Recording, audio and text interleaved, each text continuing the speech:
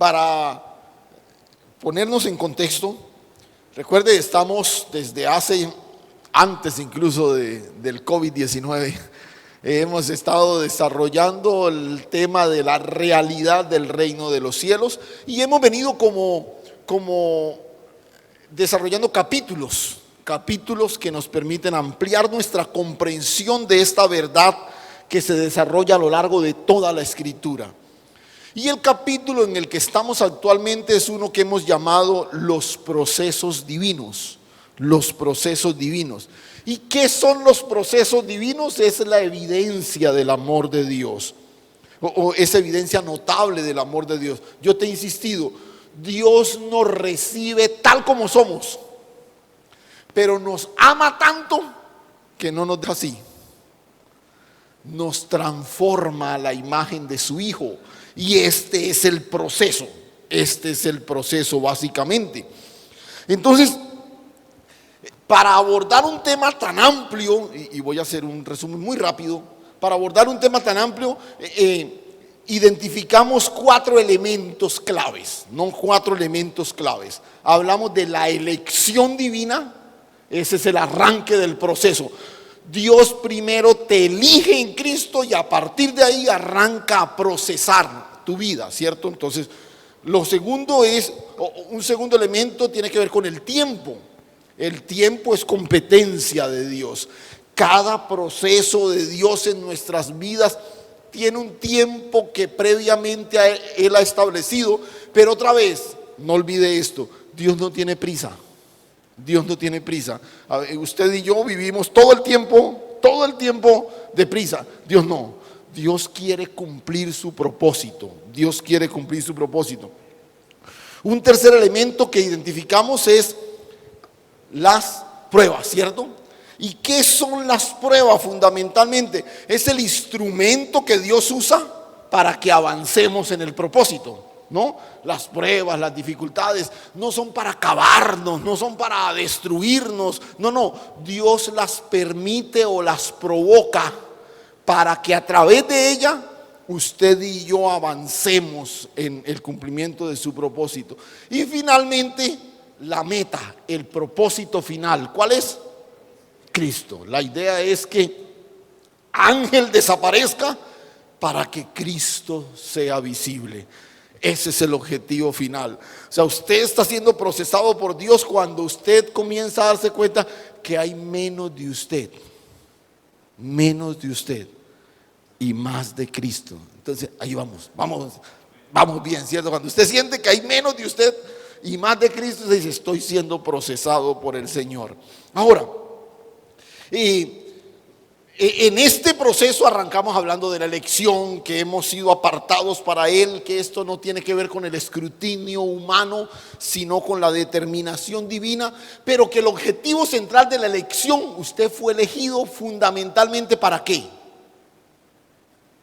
Ay, no. Alguien en el chat, por favor, que nos ayude, porque fundamentalmente ¿para qué?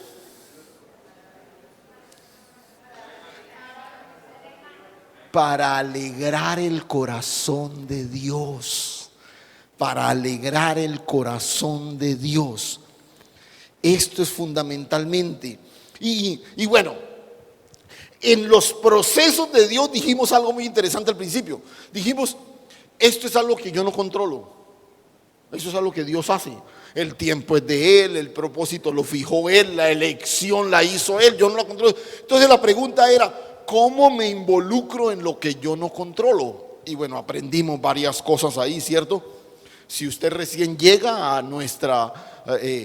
escuchar esta palabra, todo esto está ahí en nuestro canal en YouTube, Pastores Ángel y Marcela, o en nuestro portal en Facebook. Usted puede consultar las charlas anteriores. Pero vimos también que una de las pruebas que enfrentamos es el rechazo. Usted quiere moverse en el cumplimiento del propósito de Dios, pero por lo general encontramos puertas que se cierran frente a nosotros. Ahora, ¿qué dijimos? Rechazos pueden venir de cualquier persona. El ejemplo que estamos usando es de David. Recuerda, David lo rechazó el papá, lo rechazó el hermano, lo rechazó el rey. Finalmente lo rechazó hasta su enemigo, lo menospreció hasta su enemigo. Pero el rechazo en últimas es una plataforma de lanzamiento. Entonces concluimos, Dios no evita que personas o instituciones nos rechacen. Recuerda, esta fue una de esas frases que mencionamos ahí. Ningún rechazo humano afecta a la elección divina. Ahora, el asunto es, ¿qué permites que te condicione más? ¿El rechazo o la elección? O sea, tú tienes que caminar por la vida convencido que fuiste elegido por Dios, punto. Que vas a encontrar gente que te rechace, bueno, pero fuiste elegido por Dios, amén. Bueno, hay como 3 nomás, pero bueno, gloria a Dios por los que están ahí en casa, que seguramente ahí están los otros.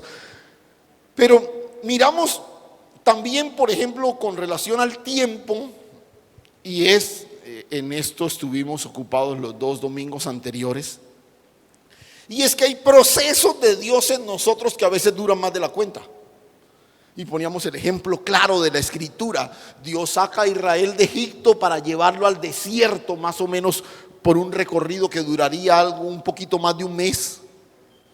Y terminan en el desierto, ¿cuánto tiempo? 40 años. Israel enfrenta a un enemigo que debe enfrentarlo una vez, se para frente a ellos y tienen 40 días y no ha pasado nada. ¿Por qué algunos procesos demoran más de la cuenta? Y básicamente dijimos o identificamos un elemento. Son varios elementos, pero identificamos uno: el temor. El temor. Porque el temor es ese sentimiento que nos paraliza. El temor no nos permite seguir avanzando, no nos deja seguir movilizándonos, ¿no? Y entonces mencionamos varias cosas ahí. Por ejemplo, permitimos que el enemigo se nos meta al rancho, ¿no? Que se meta en nuestro territorio. Hicimos la acotación. Tú no puedes impedir que el enemigo se te acerque, pero lo que no puedes es permitir que ingrese, que incursione en tu vida. No puedes permitirlo. Mencionamos varias cosas más, ¿cierto? No le cedas la iniciativa al enemigo. No veas los problemas con todos los detalles. O sea, no centres tu atención en los problemas, porque vas a terminar dando vuelta alrededor de ellos. No centres tu atención en el enemigo, porque lo vas a ver más grande de lo que verdaderamente es. Y ¿qué más mencionamos también? Que prestamos nuestro oído a las cosas que Él menciona. Entonces dijimos, la fusión de estas cosas son como los elementos para un abono perfecto para que el temor crezca. Si tú permites estas cosas que Israel permitió cuando vieron a Goliat por primera vez, empezaron a permitir esto, el temor que había en ellos, otra vez, pararse frente a un tipo de casi 3 metros, ya asusta a cualquiera. Pero como permitieron estas cosas, el temor en ellos se fue ¿qué? Multiplicando, creciendo, ¿cierto? Pero terminamos el domingo pasado hablando que llegó el día 41, ¿cierto? Y en ese día 41 todo cambió radicalmente. ¿Cuántos están en el día 41? Bueno, aquí sí hay como 10.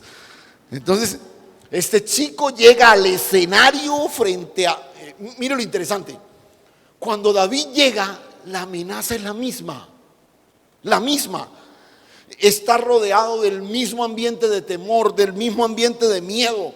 Escuchó el mismo discurso que todos en Israel escucharon. Pero su reacción fue completamente distinta. Y aquí es donde estuvo la clave. Ojo. Y quiero en esta mañana que exploremos algunos elementos claves que establecieron la distancia abismal entre el temor generalizado del pueblo y la determinación de alguien como David que acababa de llegar. Porque uno ve un contraste bastante marcado entre la actitud del pueblo, el temor que tiene paralizado al pueblo, y la decisión, el arrojo de este muchacho que, como decimos popularmente, decidió tomar los toros por los cuernos, ¿cierto? Y arrancar de una vez. Ahora, si tú notas hasta aquí, todavía no hemos empezado, no hemos dicho todavía nada nuevo, hasta ahora estamos repasando, pero si tú notas hasta aquí, son nuestras acciones, nuestras posturas, las que promueven o facilitan la presencia del temor. ¿Sí? ¿Quién permitió que el enemigo entrara? Israel. ¿Quién le dio la iniciativa? Israel. ¿Cierto? ¿Quién se prestó ahí a escuchar su voz? ¿Quién se quedó mirándolo con detenimiento? Israel. O sea, las actitudes del ejército de Israel fueron los que permitieron que el temor tomara el protagonismo en aquella escena. Ahora,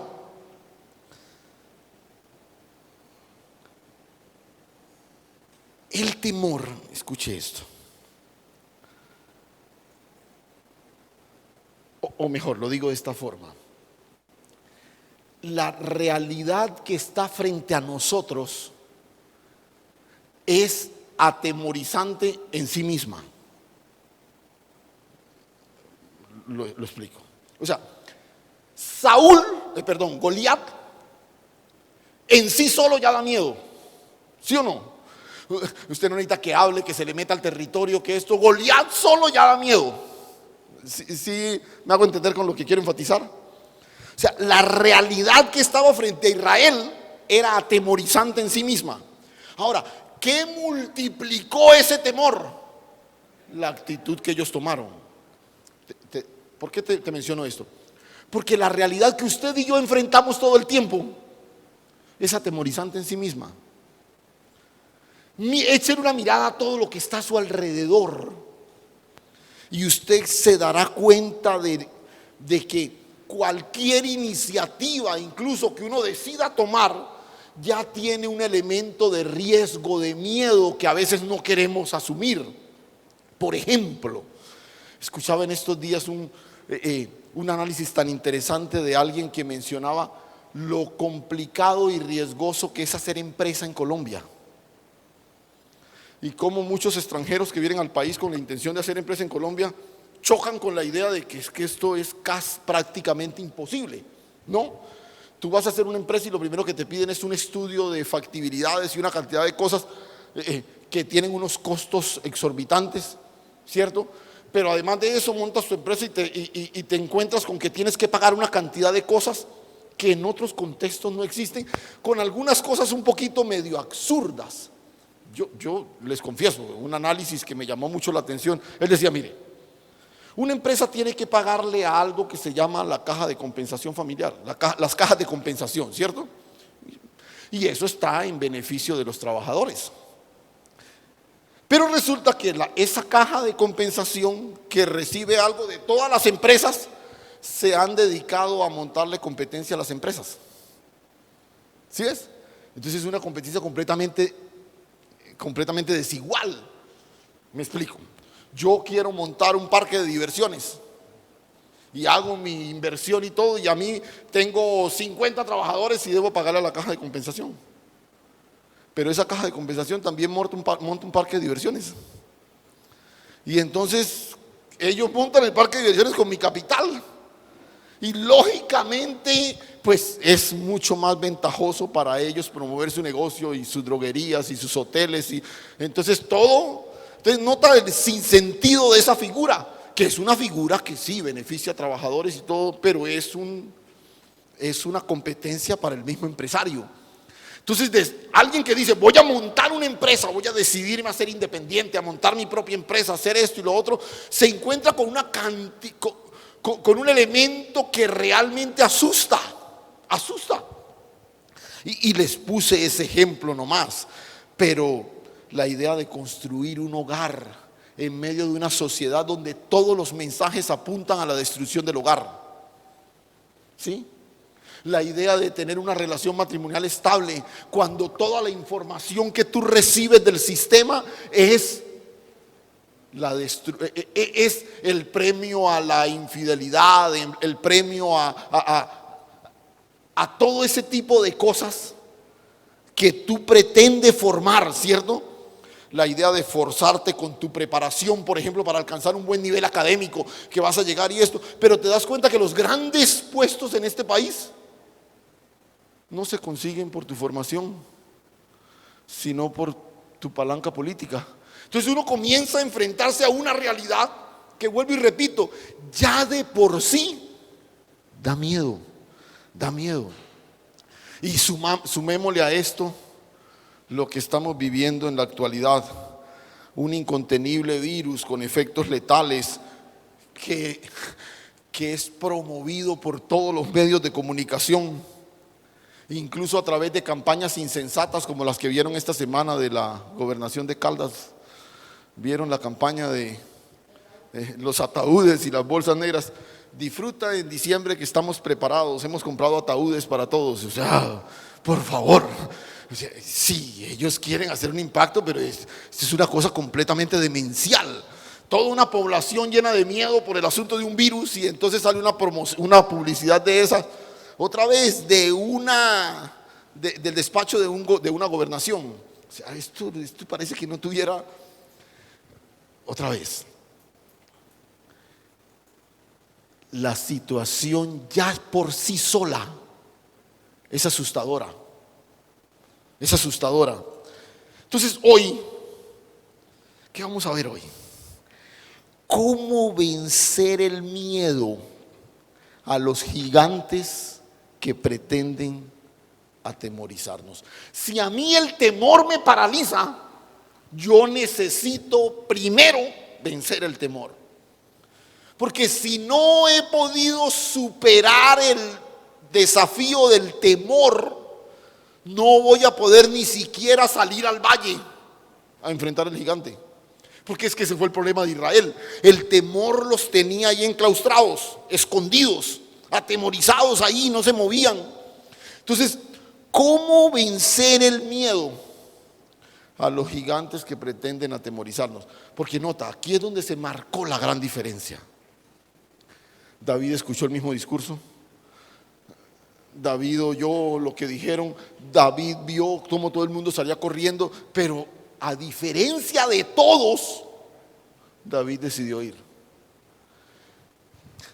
¿Qué es lo que este chico nos enseña? ¿Dónde estuvo la clave?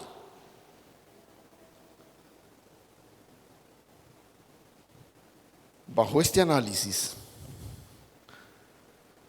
uno podría incluso justificar la reacción de toda la nación, porque la amenaza era desproporcional. Recuerda que dijimos el domingo pasado que al final, ¿cuál fue, digamos, el gran mensaje de Goliat? Que redujo todo a una confrontación, ¿qué? Personal. Entonces tú dices, si todos nos toca pelear contra ese gigante, pues yo creo que entre todos lo logramos tumbar. Pero si me toca a mí solo, uy no, ahí sí no.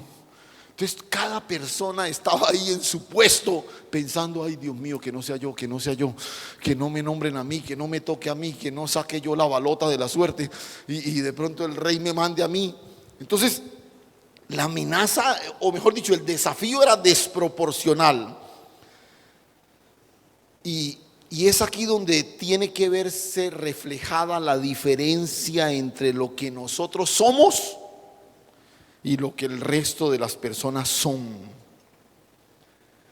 En medio de las circunstancias amenazantes, yo debo manifestar lo que tengo dentro y no dejarme amedrentar por lo que está afuera.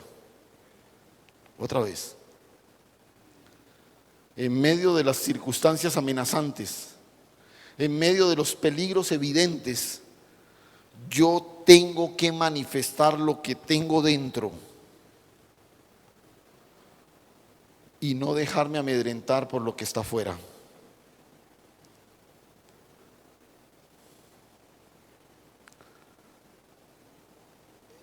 Y escúchame lo que te quiero decir,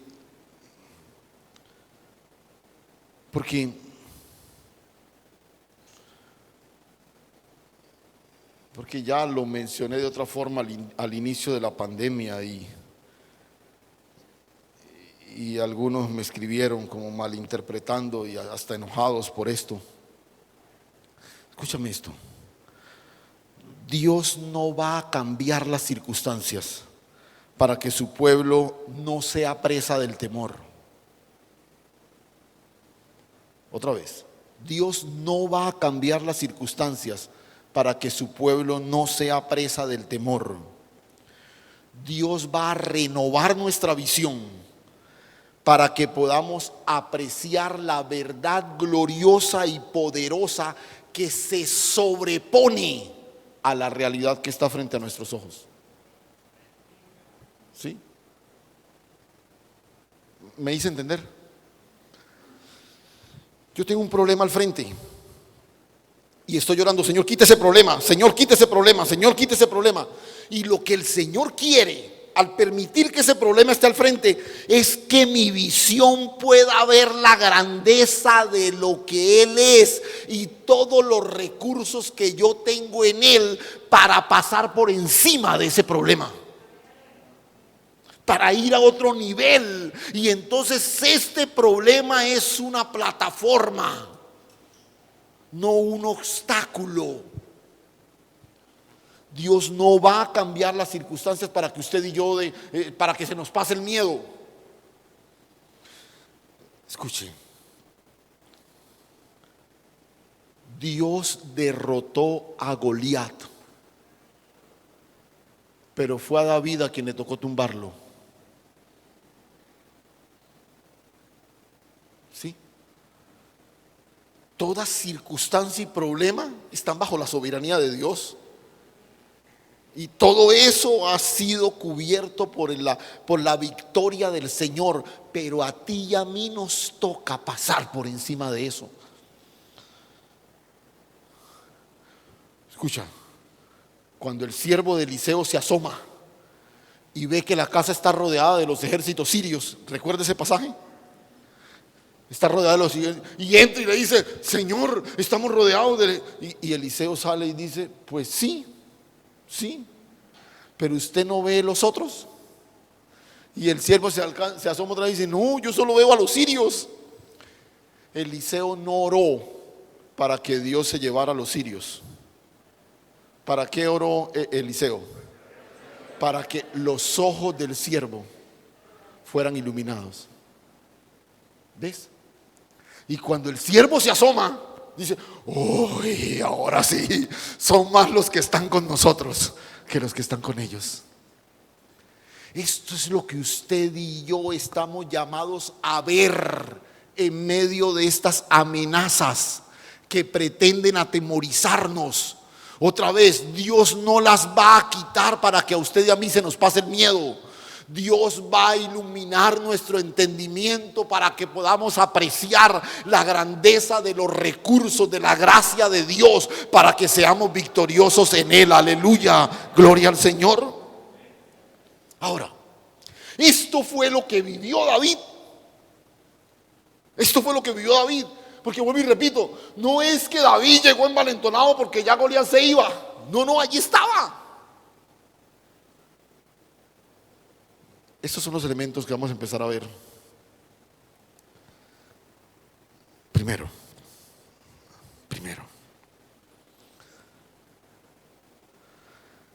¿cómo vencer el miedo a los gigantes que pretenden atemorizarnos? Primero, nunca olvides quién eres.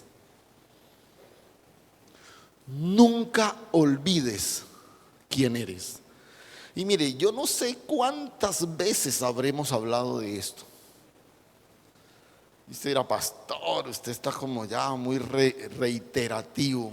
Sí, les confieso que sí. Mientras escribía yo decía: Señor, pero hemos hablado de esto tantas veces que en muchas ocasiones tuve la intención de desechar esto y reescribir otra vez. Y el Señor me decía: no, porque esta es una verdad que yo no simplemente quiero que mi pueblo conozca, sino que viva. Esto tiene que hacer parte de nosotros.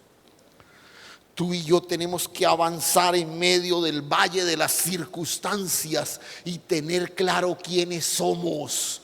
Todos esos que estaban escondidos ahí se olvidaron por un momento, por 40 días se olvidaron que ellos eran el ejército del Dios de los cielos, que eran el pueblo elegido por Dios, que eran su especial tesoro.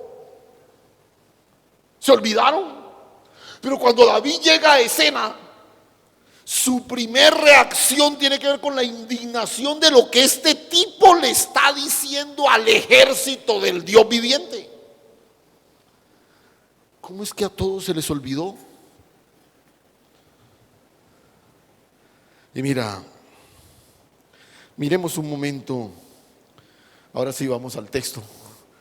Mira por favor el verso 12.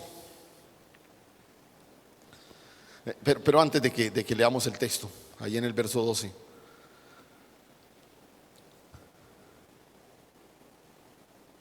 Cuando tú miras, y me imagino que en estos días has leído ese capítulo 17 otra vez. Cuando tú miras entre el verso 4 y el verso 22 y 22, el escritor de este capítulo, del libro de primero de Samuel, que la gran mayoría de críticos dicen que fue Samuel, el escritor hace como una presentación de los dos personajes que más tarde se enfrentarán en el valle de la confrontación. A ver, tratemos de ubicarlo en un evento que nosotros conozcamos. Va a haber una pelea de dos contendores muy famosos, y en el día anterior, o lo que ahora llaman en los programas deportivos la previa, ¿no? La previa a la pelea. Entonces, ¿qué hacen los periodistas en la previa, o los presentadores allá en la previa? Hablar de los contendores. Y este tipo tiene no sé qué, y este no sé qué. A veces entrevistan hasta la mamá. Y bueno, es por llenar ahí espacio, ¿cierto? La pelea no ha empezado. Y entonces, aquí el escritor de Samuel nos hace la previa. Y en la previa a ese enfrentamiento nos describe a los dos contendores. El domingo pasado vimos la descripción de Goliat. Asustadora, ¿cierto? Asustadora, y nos asusta más es la precisión, ¿no? De dónde era, cómo se llamaba, cuánto medía, cuánto pesaba su armadura, el escudero, no sé qué, una cantidad de detalles.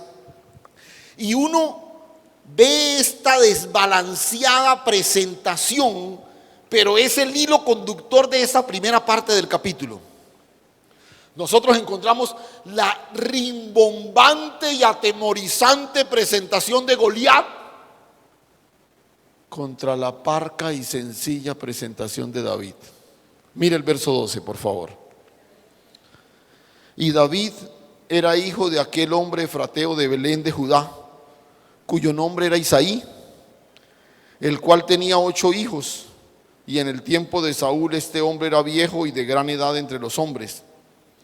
Y los 3 hijos mayores de Isaí habían ido para seguir a Saúl a la guerra.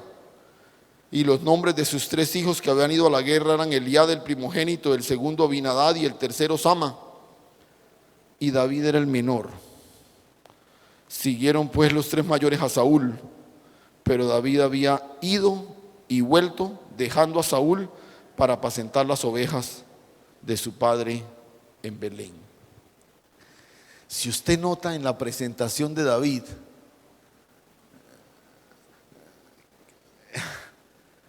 ¿a quién parece que estuviera presentando el escritor?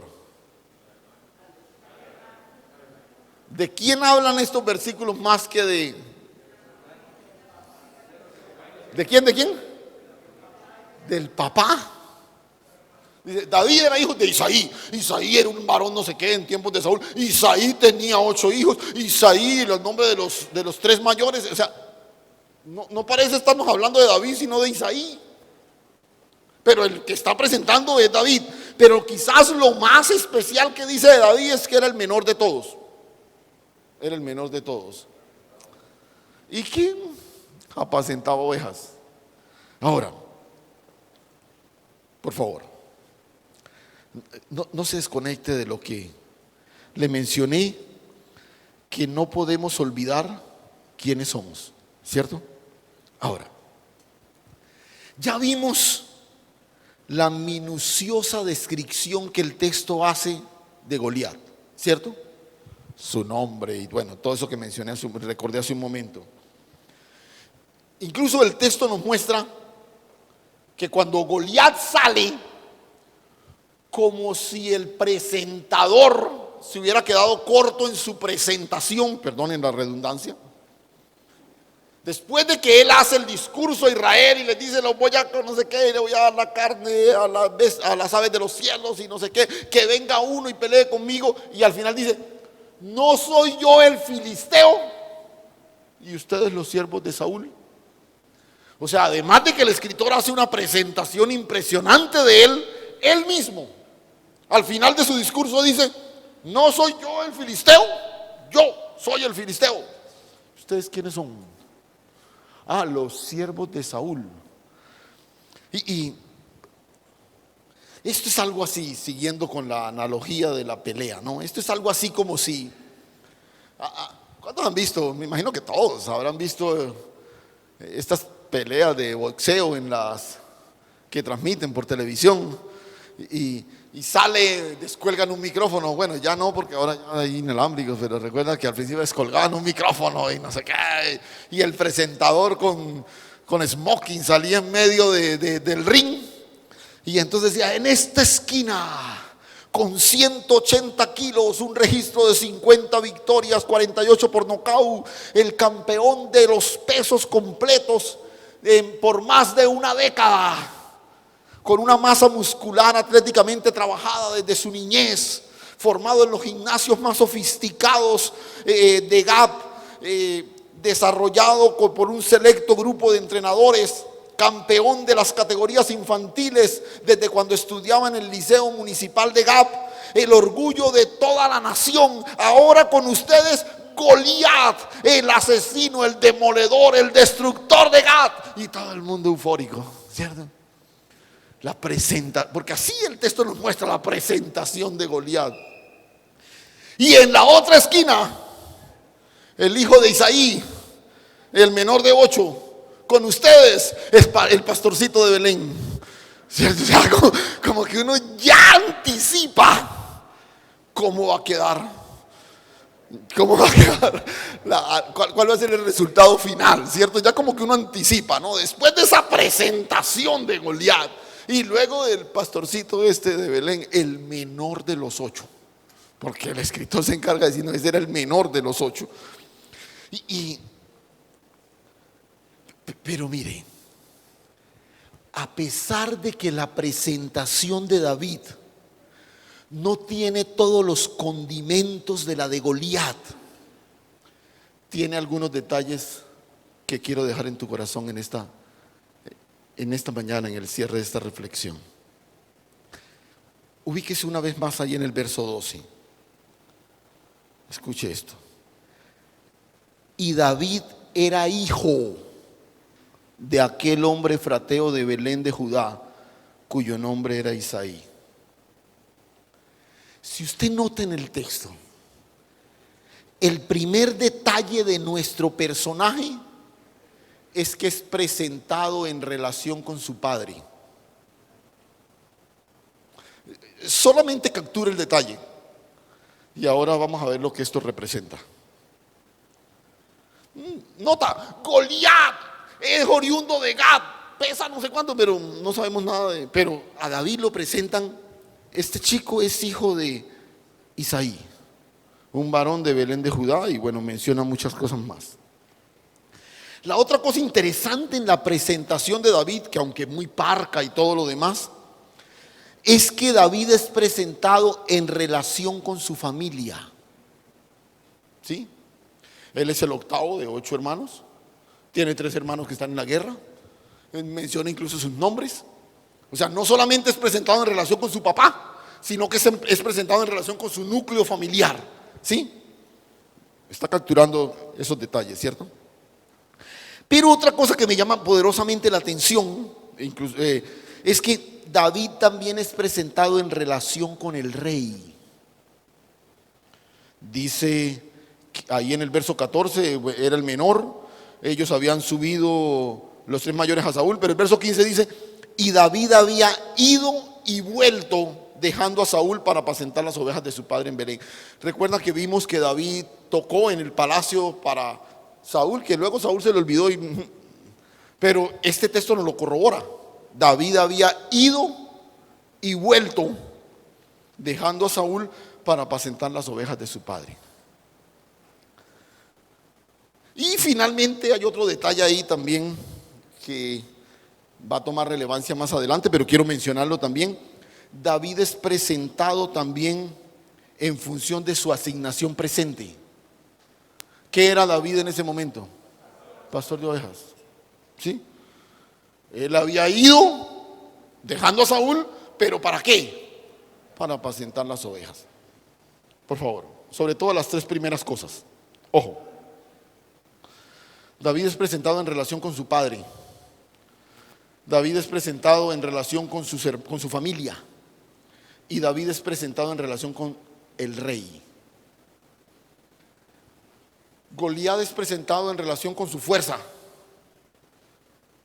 su armamento, su estatura. Todos esos elementos que lo hacen un tipo que da miedo.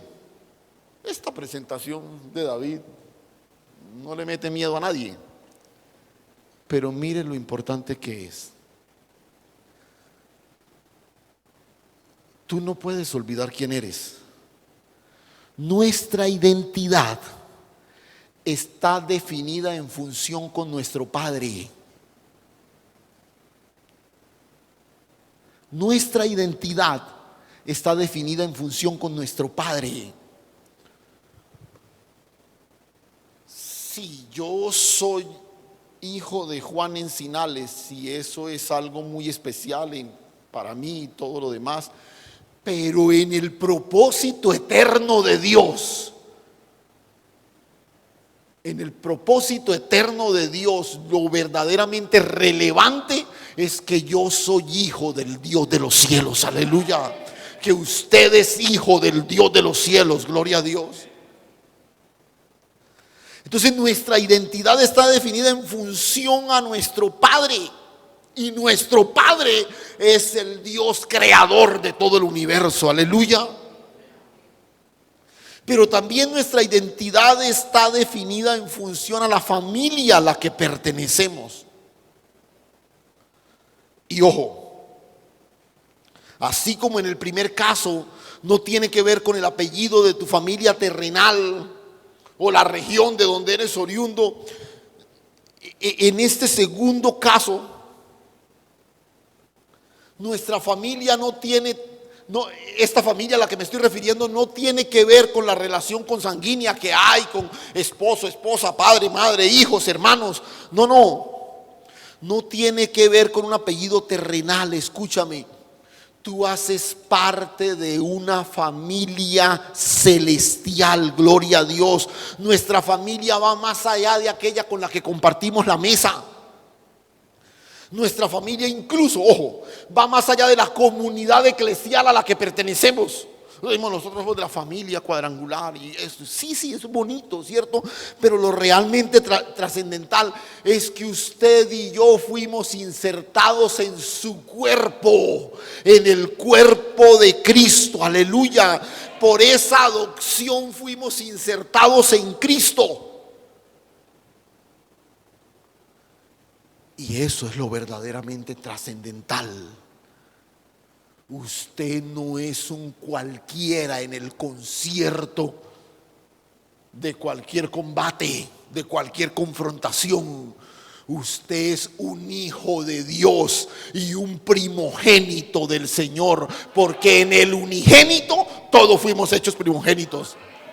No somos el menor de 8, de 10, de 20, de 30. Es que yo recién llegué a la fe. No importa si tú recién llegaste a la fe. Tú fuiste elegido en Cristo antes de la fundación del mundo. Y en Cristo el unigénito fuiste hecho primogénito. David fue presentado como el 8 por allá, como el último. No, escúchame. Tú y yo fuimos elevados a la condición de hijos por razón de lo que el Hijo amado hizo en cada uno de nosotros. Aleluya. Esa es la familia a la que pertenecemos. Pero el otro detalle, David fue presentado en función o en relación con el rey. Es interesante que el escritor muestra, y David lo mostró toda su vida, que él estaba bajo autoridad. Que él estaba bajo autoridad.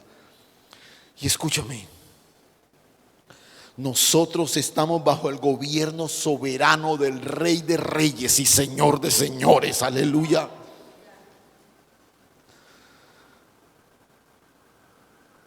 No importa si al presentador del combate se le olvidaron esos detalles. Tú y yo no somos lo que las circunstancias dicen. Tú y yo somos lo que el cielo ha declarado. Aleluya. Y es interesante porque David dista mucho de ser como Goliat. Pero ¿sabes qué es lo especial?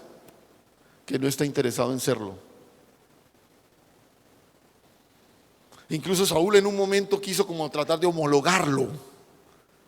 ¿Recuerdan cuando le puso la armadura de él? Dijo, si vas a ir a pelear con él, pues por lo menos ponte la armadura del más grande de aquí, que soy yo. Pero David no está interesado en ser como Goliat. ¿Sabes qué me entristece a veces? Que hay muchos perteneciendo a la familia del rey, anhelando ser como los demás.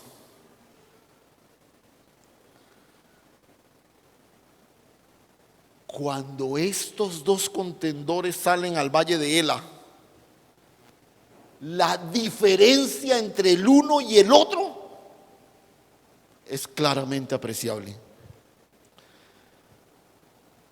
Es radicalmente diametral. De lejos se nota la diferencia. Y yo les he expresado mi preocupación en torno a esto muchas veces. Este es un elemento casi ausente en el ejercicio de nuestra fe hoy. Otra vez, sale Goliat, sale David, y usted nota ahí mismo la diferencia. Pero a veces sale un hijo de Dios y sale un impío y casi no se nota. Y esto es preocupante. Y bueno, hace que 4 o 5 décadas atrás, aunque erróneamente, equivocadamente, pero la diferencia se notaba. Usted sabía en una universidad cuál era la chica evangélica, ¿o no? Usted sabía en el barrio cuál era el muchacho evangélico. Eso era claro, eso se notaba. Ahora, infortunadamente fue por elementos externos y todo lo demás, y mucho de la fe, mucho de la identidad se encasilló en eso. Pero escúchame esto. A veces me preocupa que los empresarios cristianos son iguales a los filisteos, a los empresarios filisteos, que los esposos cristianos tratan a sus esposas de la misma forma como las tratan los impíos, que los trabajadores cristianos son igual de mediocres como los que están al otro lado del valle. Pero por otro lado, los patrones cristianos son igual de injustos a los que no son cristianos. Los chicos cristianos irrespetan a sus padres de la misma forma como lo hacen los que no son cristianos. Seguimos siendo impuntuales. Seguimos sin pagar nuestras deudas. Seguimos incumpliendo los compromisos que asumimos. Los jóvenes cristianos manejan el tiempo y su sexualidad de la misma forma como lo hacen los no cristianos.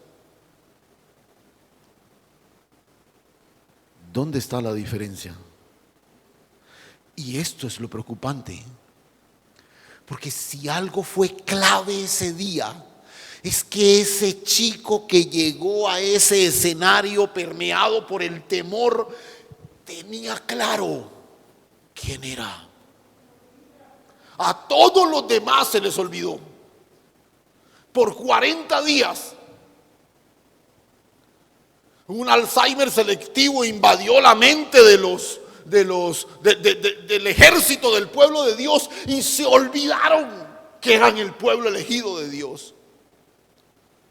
A veces me asusta el pensar que quizás esta generación de creyentes, a veces, o mejor, con mucha frecuencia, se nos olvida quiénes somos.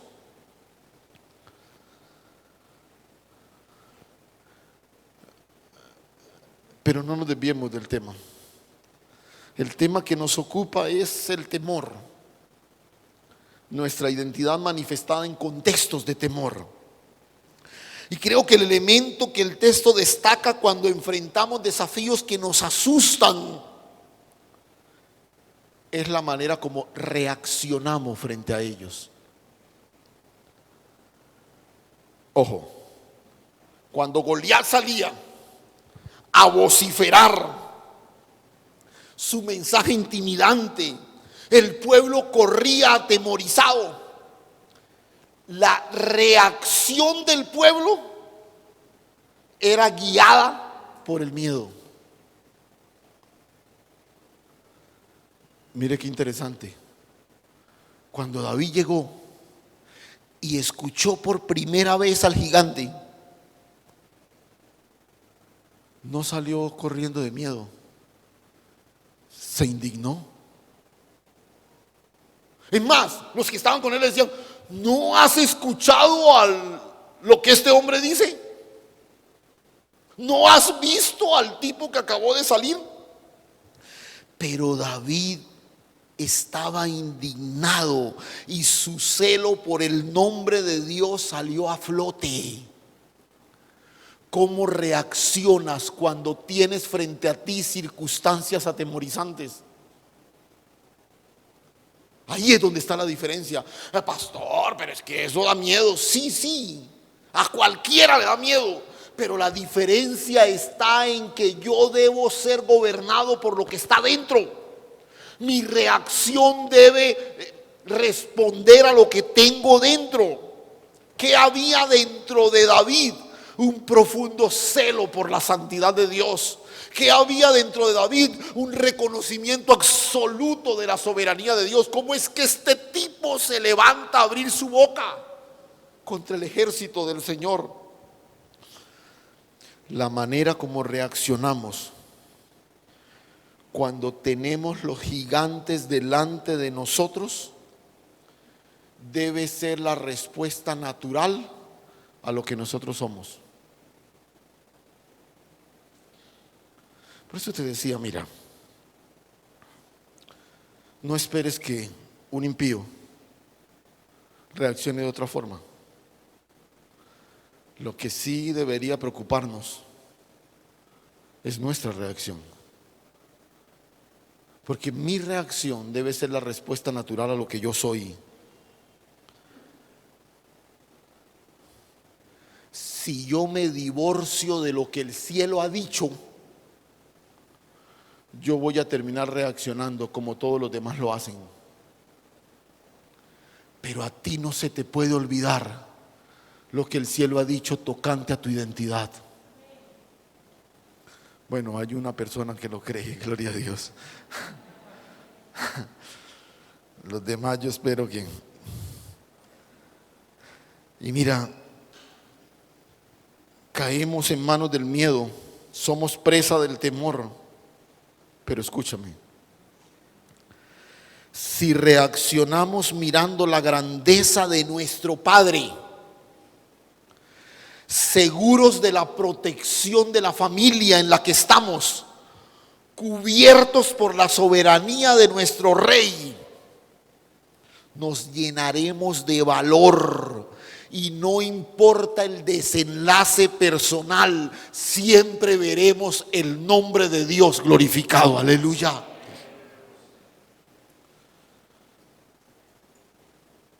Por eso te decía, Mi reacción es la respuesta natural a lo que yo soy. Y lo que yo soy está definido por mi relación con mi padre, por la familia a la que pertenezco y por el rey que me gobierna.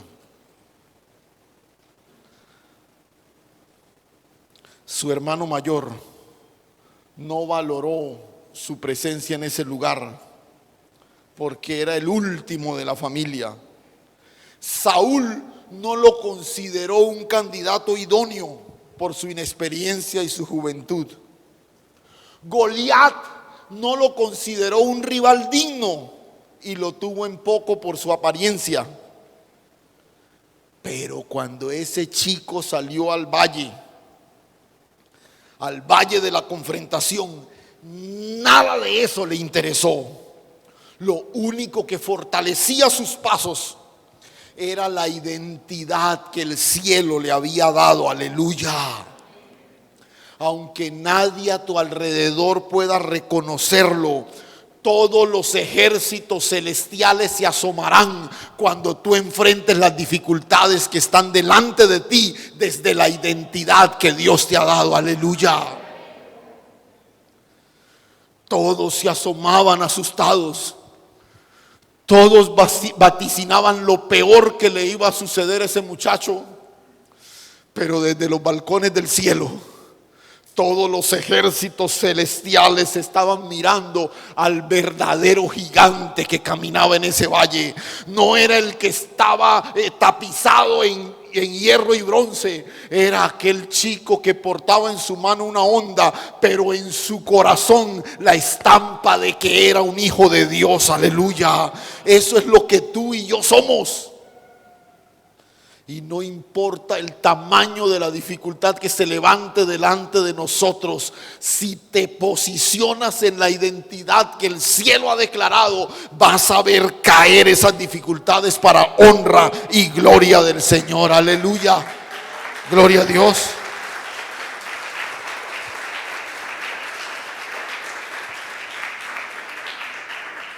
Y mira esto. Los Goliat cambian de nombre, de apariencia, de estatura. Cambian incluso de hora en que aparecen en nuestras vidas. A veces aparecen a final de mes. A veces aparecen empezando el año. A veces vienen en forma de enfermedad, en forma de necesidad, en forma de cuentas por pagar, en forma de despidos laborales, en forma de finalización de contratos. A veces vienen en forma de tentaciones, de crisis conyugales, de problemas con nuestros hijos. Recientemente lo hemos visto en forma de virus, en forma de muerte, de abandono, de rupturas amorosas, de quiebras. Su identidad se mimetiza a lo largo y ancho del valle para llenarnos de miedo. Goliat cambia de identidad y apariencia,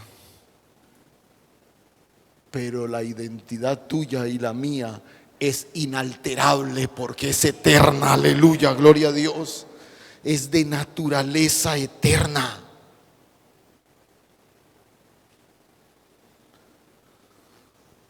¿Sabes qué es lo triste? Que muchas veces queremos ser como otros son y nos olvidamos de lo que en Cristo ya somos.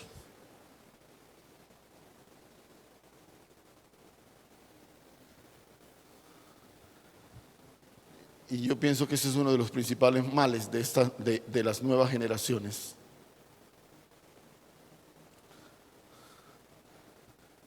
Andan siguiendo a tantos modelos banales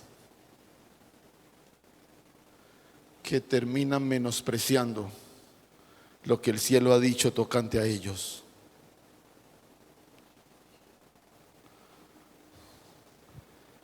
No andes tratando de identificarte con otros. No andes tratando de imitar los modelos del sistema. Afírmate en lo que en Cristo ya tú eres. Vamos a orar. ¿Cómo vencer el miedo que pretende atemorizarnos? Nunca olvides lo que tú eres. A todo un ejército y un rey se les olvidó quiénes eran. Y yo creo que una de las razones por las cuales David fue llamado un hombre conforme al corazón de Dios es que a pesar de todas las cosas que le pasó en la vida, nunca olvidó quién era. Padre, gracias. Gracias, Señor.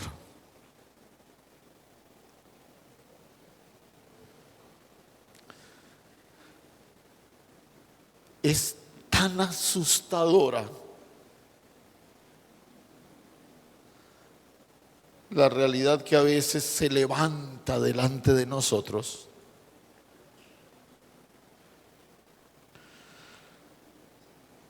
Aquellas personas que quizás están viviendo la crisis de una separación,